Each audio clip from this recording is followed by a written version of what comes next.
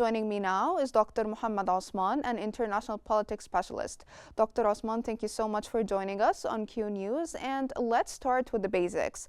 Israel claims that security concerns are forcing it to delay its withdrawal from southern Lebanon.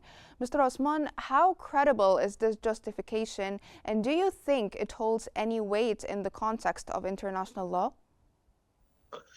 Thank you for having me, Salma. Of course, the Israelis, as usual, fail to make any sense. Any independent, sound-minded observer would not buy into Israel's rhetoric. Definitely, occupying another country's territory will never buy you security, long-term security, or stability. However, since when has Israel ever abided by any agreement it ever signed? It always has to stick to its terms of the agreement under pressure and even under duress. Sometimes they have to be forced to abide by those agreements. So as for credibility, no, they have no credibility whatsoever, because the primary thing that is impeding the implementation of the ceasefire agreement in its entirety, which comes within the context of Resolution 1701, is Israel's failure to evacuate all the territories it occupied in Lebanon in its latest war, which started on the invasion that started at the beginning of October and ended on the 26th of November. However, Israel did not withdraw from most of the border settlements, at least in the eastern sector of southern Lebanon, and they maintained their presence over there. So in turn, Hezbollah is not complying in full either, and has not withdrew all of its forces and equipment to the north of the Litani River per the agreement. And as for international law, of course, the presence of Israeli troops in Lebanon is a huge violation of international law. Lebanon is a sovereign country, a member state of the United Nations, and is entitled to the rights and the privileges of the UN Charter, which give it the right to territorial integrity and sovereignty over all of its territory and protection from aggression. What Lebanon has been subjected to was a war of aggression launched by the state of Israel that caused havoc and caused the death of more than 4,000 people, mostly civilians, and destroyed tens of thousands of homes and wiped out entire villages and towns on the border area, and destroyed much of southern Lebanon's and eastern Lebanon's civilian infrastructure. So no, they have no legal grounds to remain in southern Lebanon, Salma. Now, Lebanon and Hezbollah have strongly condemned this delay, calling it a clear violation of the ceasefire agreement, like you've mentioned. How significant is this delay in terms of escalating tensions? Could it lead to a complete breakdown of the truce? It will heighten tensions. Definitely, it could cause some contained incidents of violent confrontation, but I do not believe that Hezbollah would root at the moment to resuming open hostilities with Israel, because we have to take into account the geopolitical changes that happened over the past month in the Middle East, primarily the weakening of Iran and due to the fall. Due to the weakening of Hezbollah itself in the last war, and the assassination of almost its entire leadership was decimated. Its infrastructure was destroyed. Many of its arms depots and weapons were destroyed as well. They lost thousands of people to the pager attacks, and later on to the direct Israeli onslaught.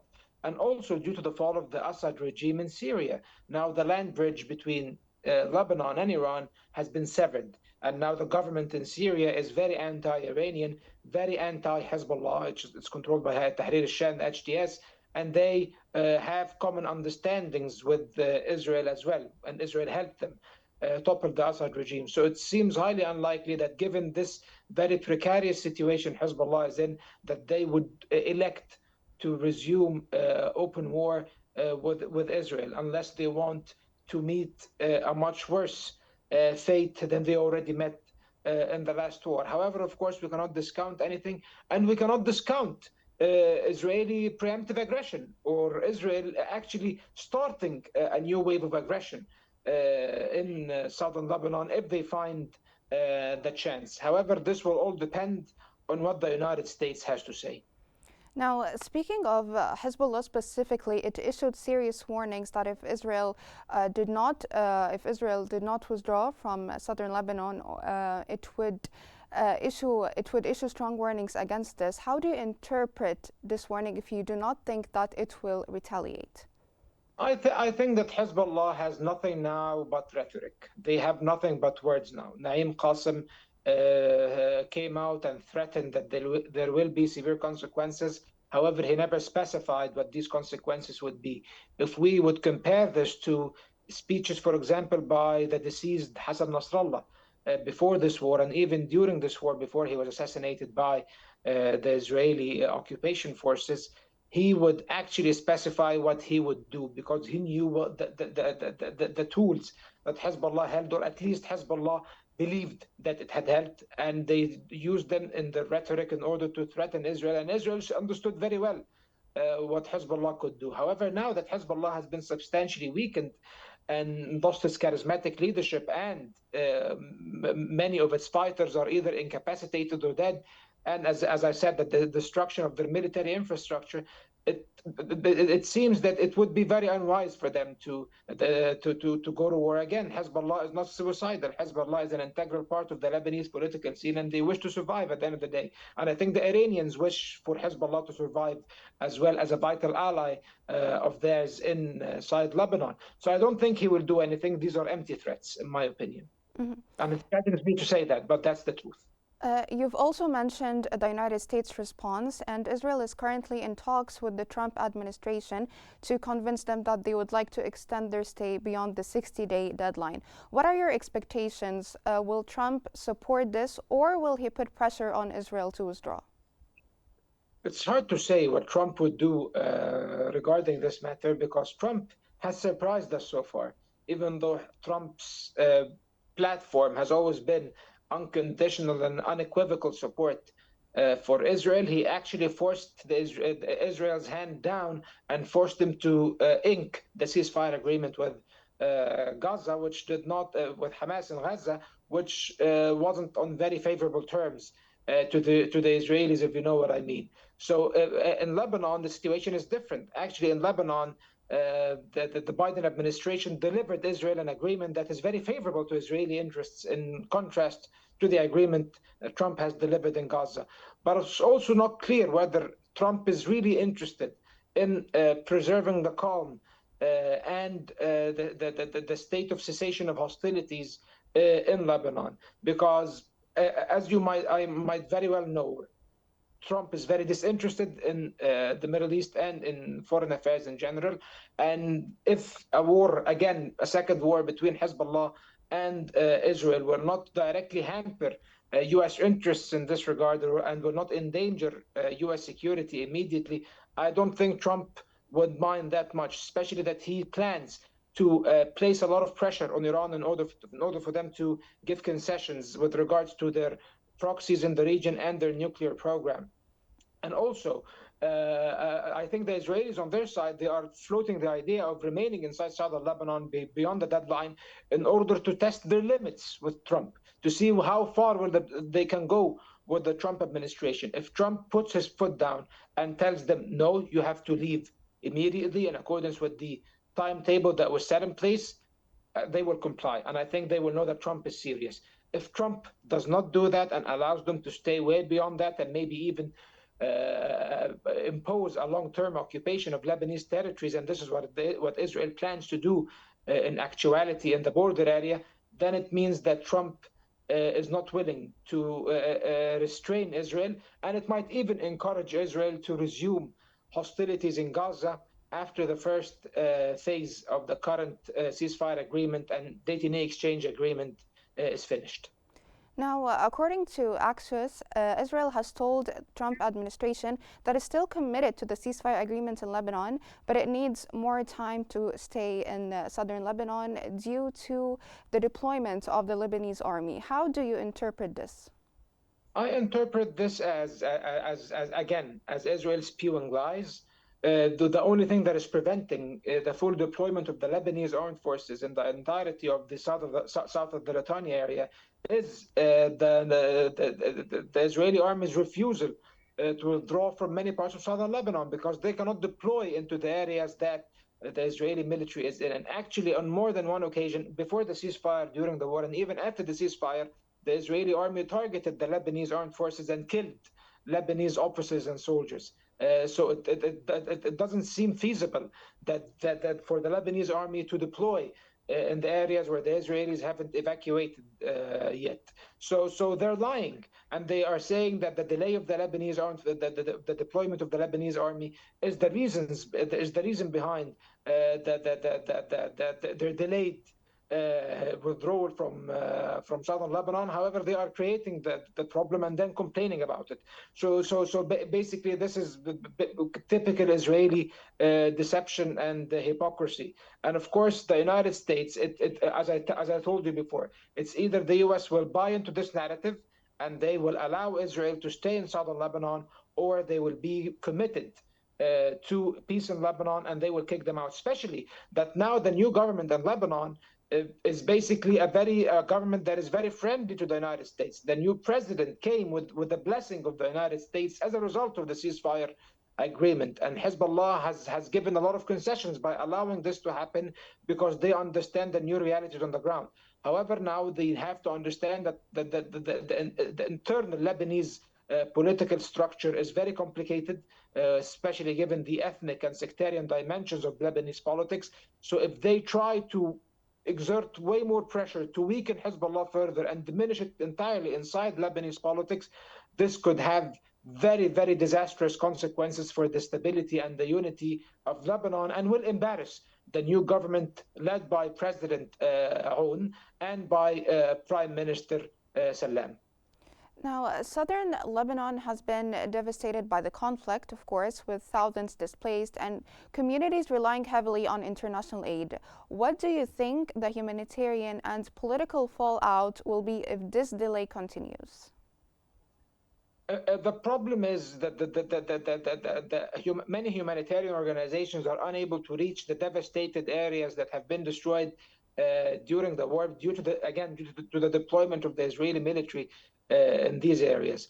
And in each and every village, for example, that the Israeli army, with the occupation army, withdrew from, whenever the civil defense services and the army enter, and the humanitarian organizations, they find dozens of bodies under the rubble of dead people that remain unburied. They find devastated infrastructure, and they find stranded families that were not able to evacuate before the Israeli army walked into their villages and towns. In addition to that, reconstruction in Lebanon has to start at earnest because basically the area south of the Litani has been devastated by the war. Actually, the border towns, 42 border towns and settlements and villages have been wiped off the face of the earth, literally. Tens of thousands of housing units have been destroyed by the Israeli army. So the reconstruction of this of these areas will take a substantial amount of time, and there are more than 1 million displaced Lebanese, mostly from southern Lebanon, who are unable to go back to their villages and their home, and are creating a huge burden on the areas that they have been displaced to due to the existing acute economic crisis already in Lebanon way before the war. So I think that the withdrawal of the Israeli army will further facilitate humanitarian aid, and the rebuilding and reconstruction process of Lebanon could then start. Speaking of Israel's actions, they often seem to test the limits of international patience. Do you think this delay reflects a broader pattern of Israel disregarding international agreements, and how should the global community respond to such behavior? Indeed, Salma, it does. It does display Israel's absolute and complete and utter disregard of international law, of international agreements, or even basic moralities and basic sensibilities. The Israelis completely disregard that. What they did in Lebanon, it's a violation of the UN Charter. It's a violation of the Geneva Conventions due to the war crimes that have been committed, the four Geneva Conventions. It's also a violation of international humanitarian law in general. It's also a violation of international human rights law because thousands of people in Lebanon, thousands of civilians have had their rights violated, whether the right to life, the right to bodily integrity and security of person, and many other basic human rights that were completely disregarded and violated by the Israeli occupation army. So it seems that they don't care about that. And even the ceasefire agreement, this is a part of international law. This is a treaty between that was mediated between Israel and Lebanon by the United States, and the United States is the guarantor of the implementation of this treaty. However, most of the provisions of this treaty have not been implemented by Israel. They refuse to withdraw, and they carry out daily hostilities in Lebanon. They enter villages that they have not even occupied during the war. They capture them and they start demolishing homes. In the places where they already occupy, they keep demolishing homes. And every now and then they would carry out an airstrike against Hezbollah operatives or even against Lebanese civilians and the Lebanese army. Dozens of people died since the ceasefire went into effect about 50 days ago or 57 days ago, and yet no one has held Israel accountable on account of these severe violations. So unfortunately, no, they do not. They do not even acknowledge the existence of international law when their actions speak for themselves. Now, reference to the fact that the United States and France are the two countries that brokered the ceasefire agreement in Lebanon, what role could they play in pressuring Israel to comply with previous agreements and withdraw from Lebanon? I think they have a role to play. I think that the United States might be willing to play a role in forcing, in pressuring Israel to withdraw, even if they do not withdraw immediately after in 24 hours, I guess. They should withdraw by tomorrow or after tomorrow, 48 hours, not even 72 hours, as I said before. So I think that probably they will withdraw after that time period. However, if they withdraw a week or even a month after the agreement, then this would be a convenient result for us, at least given the abysmal situation. France, it cannot apply any pressure, in my opinion. They have become useless. Europe has become useless in this equation. Israel is the United States is the only country that can actually exert influence. And Mr. Trump, of course, is a very unpredictable person. Trump's daughter, her father-in-law, is a Lebanese billionaire. So he does have Lebanese members of his own family, and it was rumored that he might be Trump's. His name is Masoud Boulos, and he might be Trump's envoy to Lebanon, the Trump administration's envoy to Lebanon later on. So he might even play an official role in the Trump administration, and he is of Lebanese descent. So maybe he would be eager to preserve what has been accomplished already in Lebanon and maintain the calm, especially that Hezbollah has been weakened. There are no valid reasons whatsoever for Israel to occupy Lebanese territories, let alone restart hostilities again in southern Lebanon, unless they just want to resume their acts of wanton aggression and thuggery, basically. Now, with all of these violations by Israel, then what role should the international community, particularly the Arab states, play to hold Israel accountable for this? Well, the Arab states are doing all of what they can, given the limited tools that they have. The entirety of the Arab world has condemned what Israel has been doing, whether in Lebanon or in Gaza or elsewhere. South Africa's ICJ case has been supported by many Arab countries and joined by many Arab countries, including Egypt, for example, and Jordan.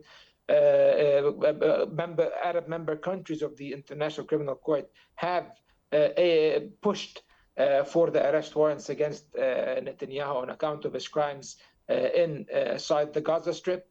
However, I do not see much that can be done more than that, Salma, because basically the United States is the only country in the world that has the actual ability to exert enough effort on Israel for them to toe the line. Not the Europeans, not the Arab states, not the Chinese, not the Russians, the United States. They are the only ones who can bring Israel to heel and force them to abide by their obligations per the agreements they signed, at least. Now, reference to Israel's several open fronts, Israel's decision to delay its withdrawal comes at a time when its military operations in Gaza are also under scrutiny. Do you see any link between its strategy in Lebanon and its broader regional ambitions? I think so. Yes, Israel at the beginning of the war in Lebanon, it sought to establish a buffer zone inside Lebanon as part of its expansionist agenda in order to satisfy the ultra right-wing elements of the Israeli government, including Smotrich and his party, the Religious Nationalist Zionist Party, and also in order for Israel to make sure that Hezbollah cannot rebuild its military capabilities in southern Lebanon. So this is what is behind their expansionist agenda. And Israel always had its own expansionist ambitions towards southern Lebanon. Even in 1948, there was before the establishment of the state of Israel. Israel wanted the country to extend to the south of the Litani River, meaning that a part of southern Lebanon, they wanted it to be a part of the state of Israel back then. And back then, this was under the mandate of France, and France prevented the Israelis from doing this. And they did occupy southern Lebanon in 1982, maintained the occupation of the entirety of southern Lebanon until 1985, and they withdrew in 1985 to the border area and kept a buffer zone that they stayed in until the year 2000. Maybe now they want to gradually reclaim their territorial ambitions inside Lebanon and elsewhere. They are doing the same thing in Syria now with the occupation of the buffer zone, occupying about 700 square kilometers of Syrian territories.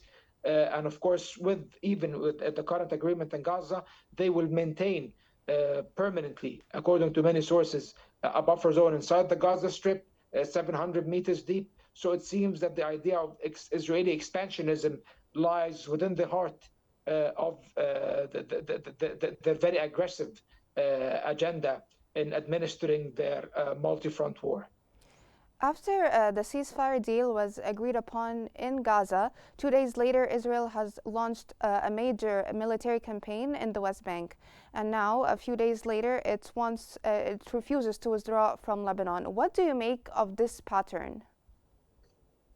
What I'm making is that Israel is trying to create the conditions where it can actually prolong the state of war. Netanyahu's political survival is hinged upon the idea of continuous warfare. If all of the wars end and a state of normalcy is restored to Israel and the constitutional state of war is lifted, I think that Netanyahu's political future will be sealed, and that he will ultimately be forced to resign, and maybe early elections will happen, or his own party will push him out or push him to out of power, basically. So that's on the personal ambitious part, personal ambitions part for Israel's conniving Prime Minister Benjamin Netanyahu. And as for the state of Israel, they want to take full advantage of the state of war that they have been in for the past 15 months in order to, first of all, further diminish and destroy the Palestinian cause by imposing new realities on the ground, whether in Gaza or in the West Bank, and also by carrying out more land grabs and expanding, as I told you in my previous answer to your previous question. Yes, That they Dr. want. Osman, I'm so sorry for interrupting you because we've run out of time. That was Dr. Mohamed Osman, international politics specialist. Thank you so much for your analysis and for joining us here on Q News.